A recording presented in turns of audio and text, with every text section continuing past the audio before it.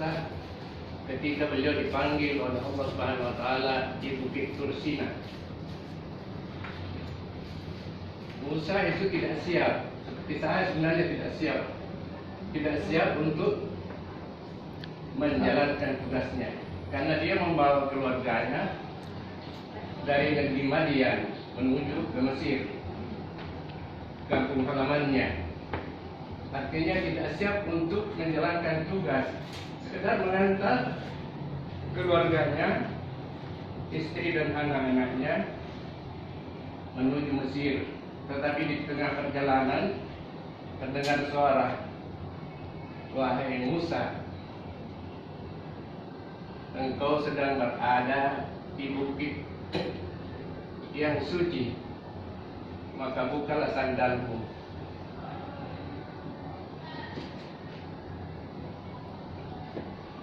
Lalu apa tugas Nabi Musa yang utama?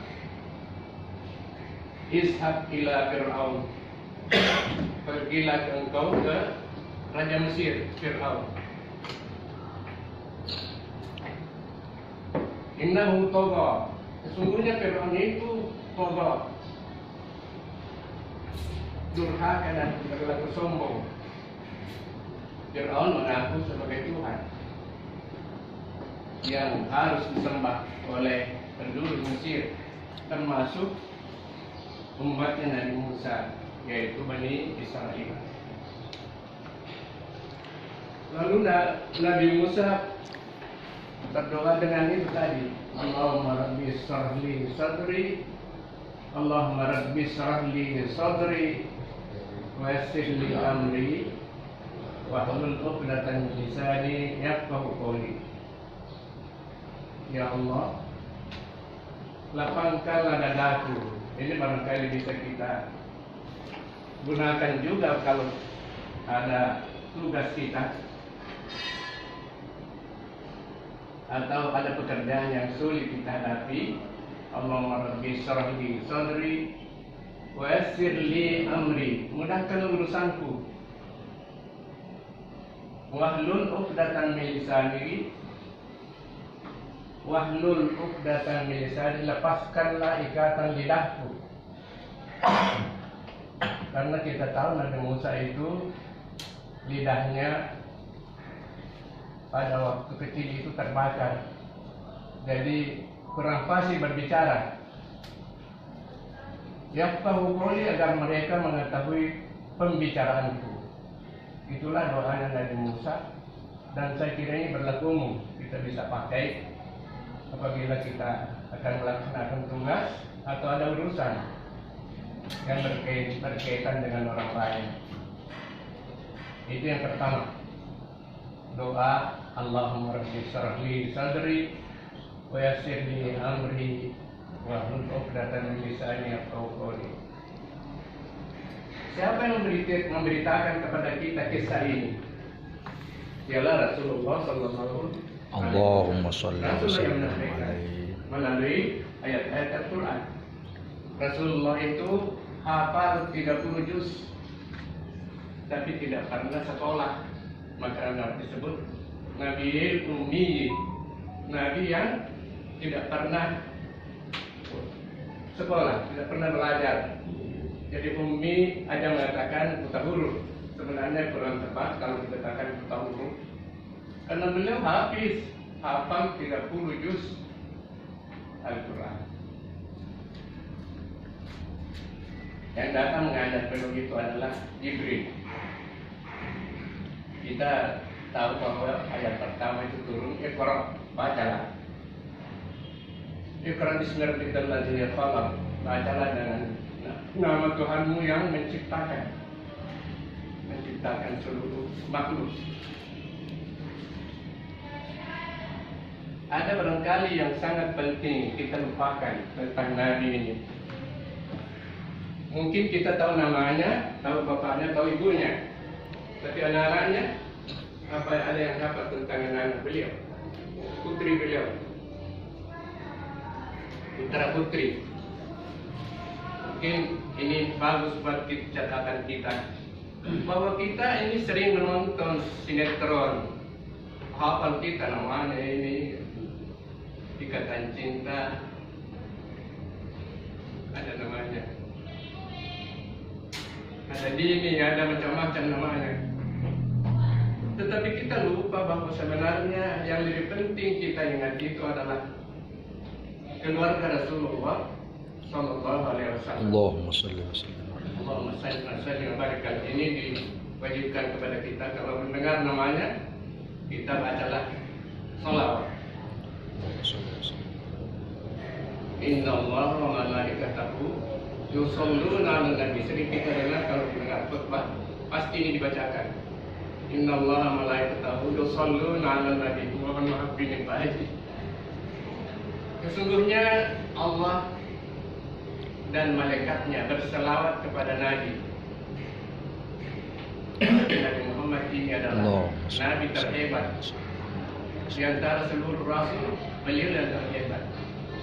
Sebab disebutkan sesungguhnya Allah dan malaikatnya berselawat kepada Nabi.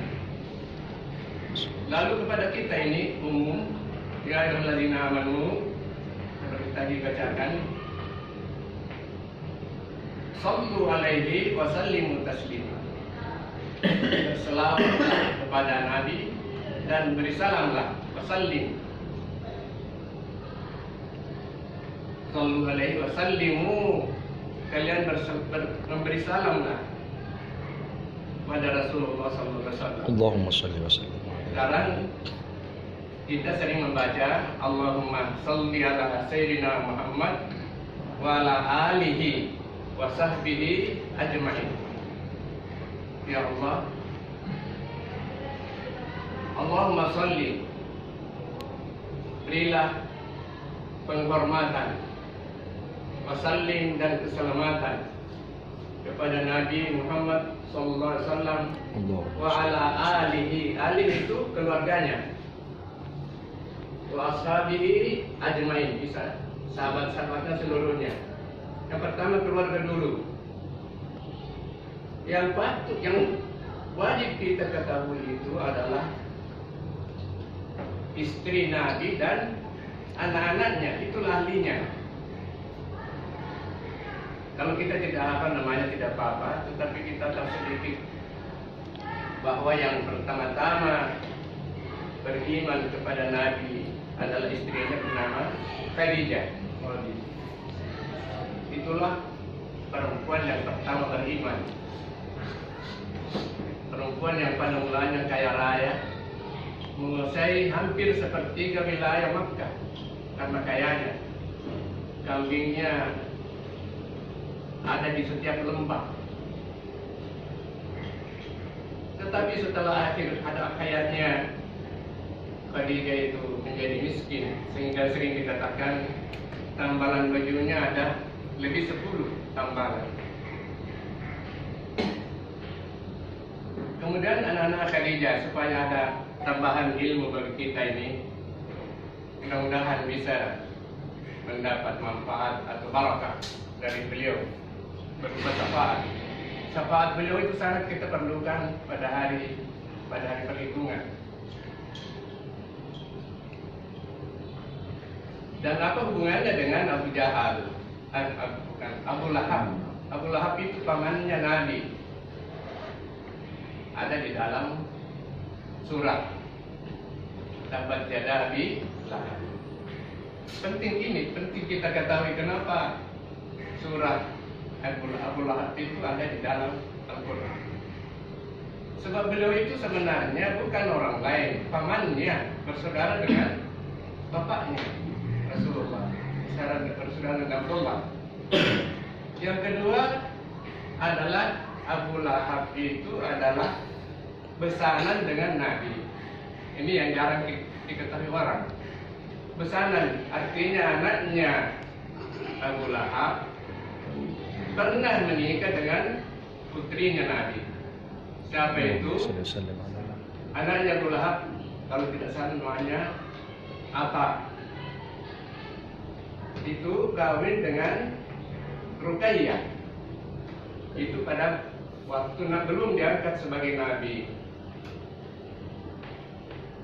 Jadi Abu Lahab melamar kepada Nabi dan Nabi menerima lamarannya. Itu yang pertama, kawin dengan Ruqayyah. Sebab anak pertama namanya Zainab, sudah kawin dengan sepupunya bernama Al-Harith. Al-Harith itu kemanakannya Khadijah. Jadi kawin dengan sepupu satu kalinya, Zainab. Zainab kawin dengan Al-Harith. Al-Harith ini nanti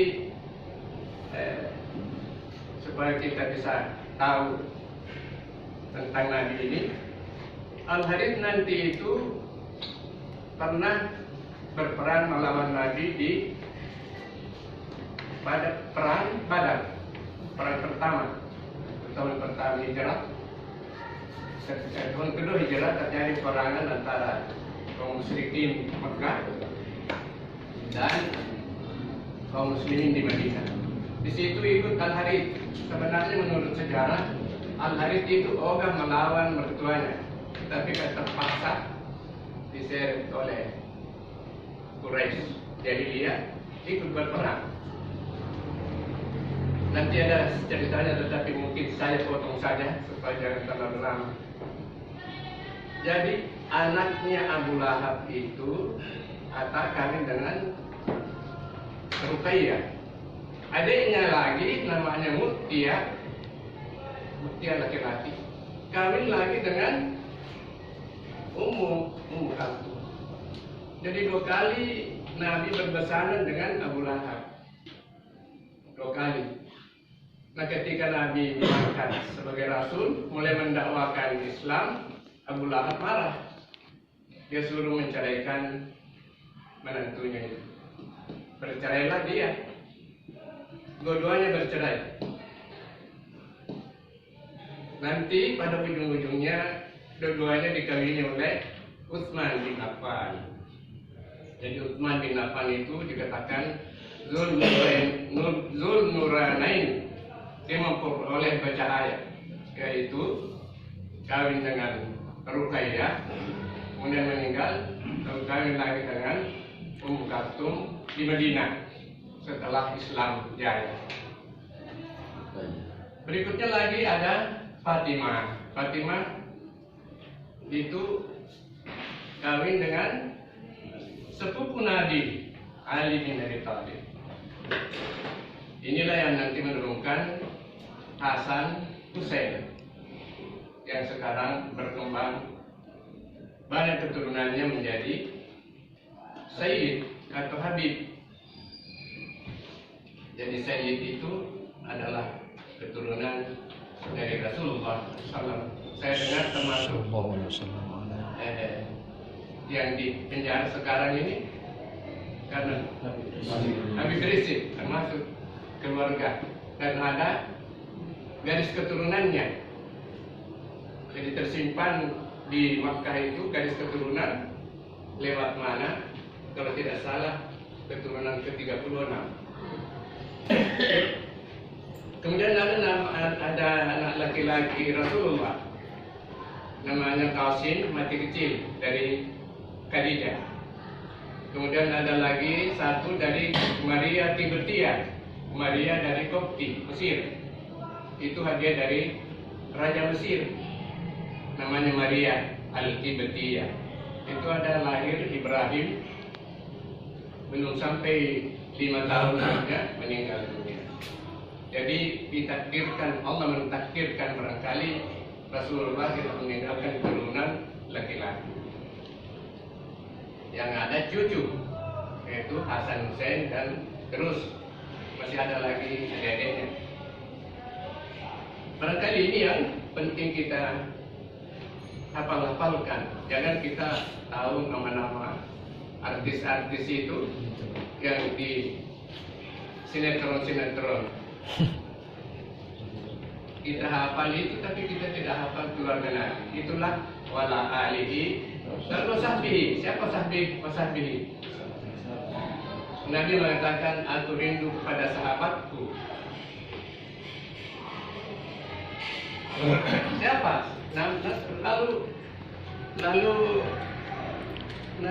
ada sahabat bertanya, Ada yang hadir di situ bertanya, siapa sahabat-sahabatmu sedekat? Bukan kami ini sahabatmu. Bukan. Sahabat-sahabat itu adalah mereka yang tidak berjumpa dengan aku, tetapi selalu merindukanku, selalu berselawat kepadaku. Allahumma salli wa sallim. Jadi beliau mengatakan sahabatku itu adalah yang tidak berjumpa dengan aku, tetapi merindukanku dan selalu berselawat kepadaku. Barangkali itulah sehingga jamaah umrah, jamaah haji selalu berziarah ke Madinah, ke kuburan Rasulullah SAW. Sallallahu alaihi wasallam. Mungkin yang terakhir adalah doa tentang perkumpulan kita ini. Apa yang kita minta? Yang pertama, agar pertemuan kita ini membawa barakah. Amin. Dan yang kedua, agar perpisahan kita sesudahnya tidak menimbulkan bencana dan fitnah. Tidak menimbulkan bencana dan fitnah. Itu yang kedua. Kemudian yang terakhir mengenai doa adalah ada doa yang disampaikan oleh guru saya. Katanya menyaingi Rabbana atina fid dunya hasanah, karena Rabbana atina fid dunya hasanah berlaku umum. Ini malah berlaku khusus, tetapi meliputi segala permintaan yang telah dilakukan oleh Rasulullah.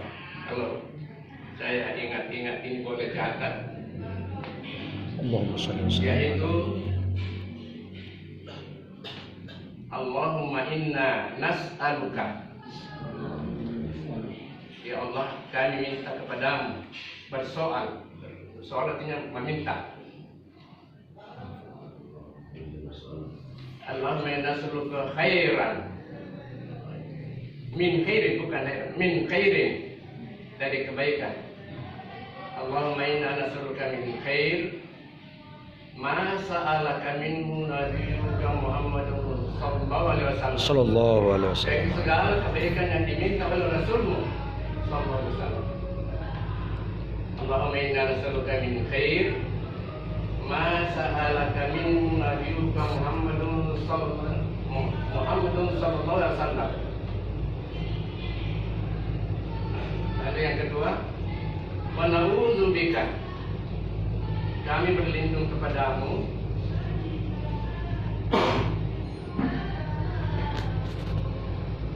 wa na'udzubika min kulli syarrin,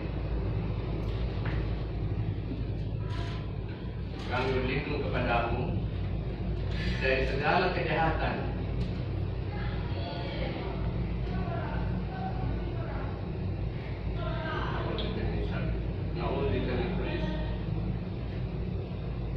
Masta'adha minhu nabiyyuka Muhammadun sallallahu alaihi wasallam. Sallallahu alaihi wasallam. Masta'adha, yaitu yang diminta perlindungan kepadamu oleh Rasulmu sallallahu alaihi wasallam. Sallallahu alaihi wasallam. Jadi itu saja, minta kebaikan yang sudah diminta oleh Nabi, minta perlindungan yang sudah diminta perlindungannya oleh Nabi. Itu yang dua. Sallallahu alaihi wasallam.